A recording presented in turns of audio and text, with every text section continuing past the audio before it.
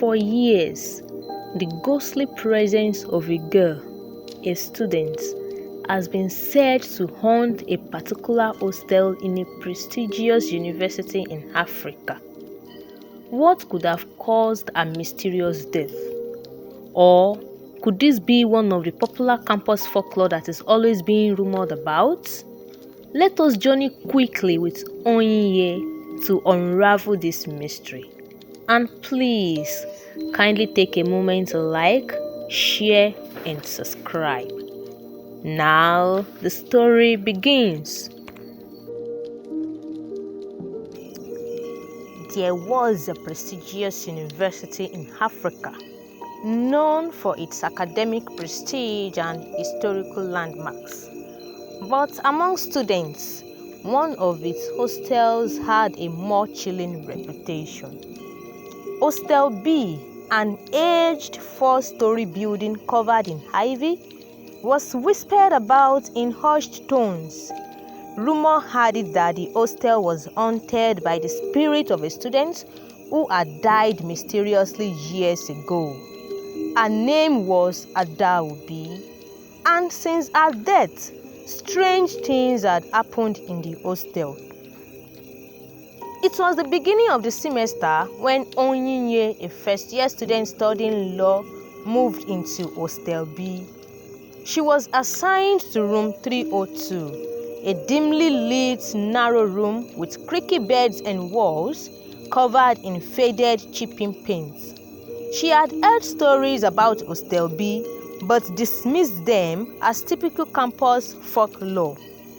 On her first night, as Onyinye settled into her bed, she noticed something odd. The room's window wouldn't close, no matter how hard she tried. Eventually, she shrugged it off, thinking it was just old and broken. But at midnight, a strange breeze swept into the room, chilling her to the bone. She pulled the covers over her head, praying it was just the night air. The next morning, her roommate Amaka joined her in the room. The two bonded quickly, but that night, Amaka seemed disturbed.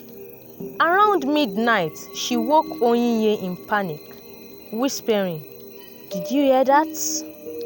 Onyinye listened, heart pounding. A faint, eerie sound echoed down the corridor, like someone humming. The melody was hauntingly sweet, yet filled with sadness. Both girls were too frightened to investigate, lying in bed until the morning light brought some relief. What do you think about ghosts haunting some place of abode? Is it a true phenomenon? Or is it just a mere superstitious belief that has been passed down from generation to generation? Kindly drop your thoughts about this in the comment section. And please do not forget to like, subscribe and share to support the growth of this channel.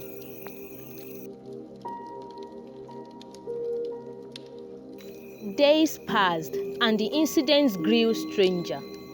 One evening, Onyinye came back to find her books rearranged on her desk, as if someone had been flipping through them.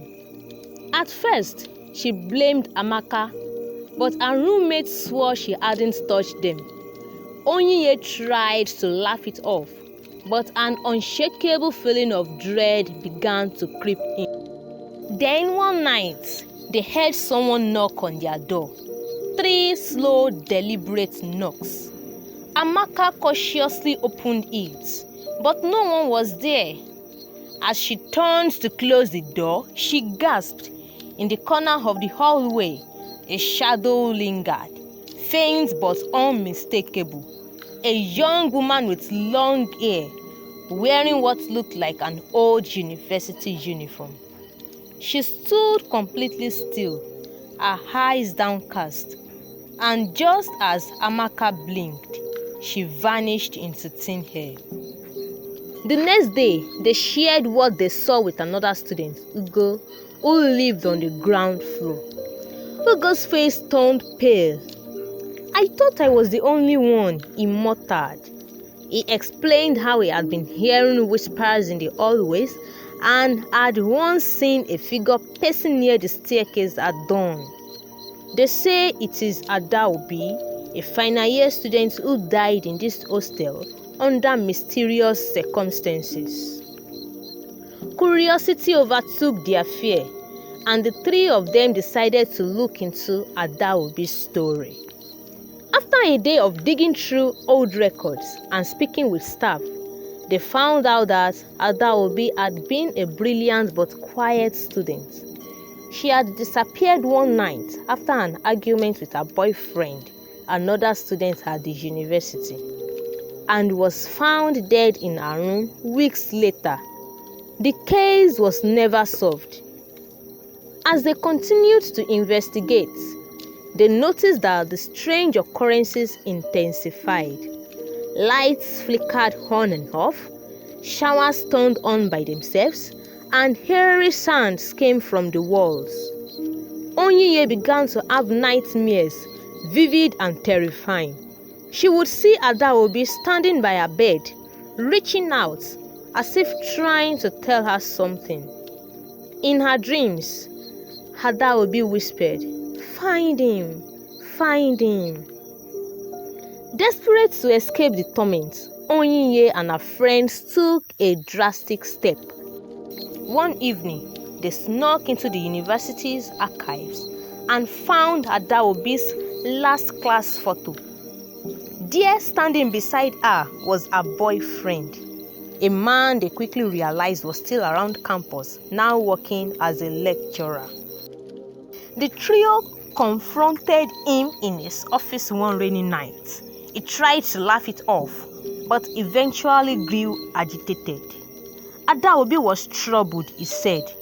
She was paranoid, always saying someone was after her. One night, she wouldn't stop crying, saying she knew too much and that she had found out something dangerous. She accused me, said I was involved, but I had nothing to do with it. Pressing him further, he eventually cracked. Fine, we argued, and I left her that night. But the truth is, she had uncovered a cheating ring in the university administration, one that involved powerful people. She was going to report it, but she never got the chance. His voice dropped to a whisper. They got her. The students were horrified, but also determined to honor Adaobi's memory. They reported everything to the campus authorities, who began an investigation. The cheating ring was eventually exposed, leading to the arrest of several university officials. But even after the scandal broke, Adaobi's spirit did not rest. One last time, Onyiye saw her in her dream, but this time Adaobi looked peaceful, offering a soft smile. Thank you, she whispered before fading away into the light. The following morning, the strange occurrences in Hostel B ceased. The whispering stopped, the lights stopped flickering, and the air in the hostel felt lighter. Onyiye knew that Adaobi's spirit had finally found peace, thanks to their efforts.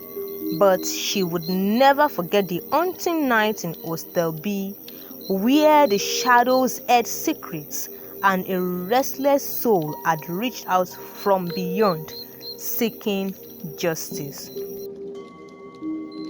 The moral lesson of this story is that truth and justice, even when obscured by fear or silence, have a way of coming to light.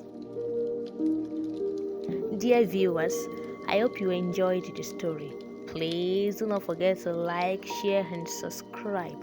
Then, kindly turn on the notification so that you can be notified when new interesting stories are posted. Thank you.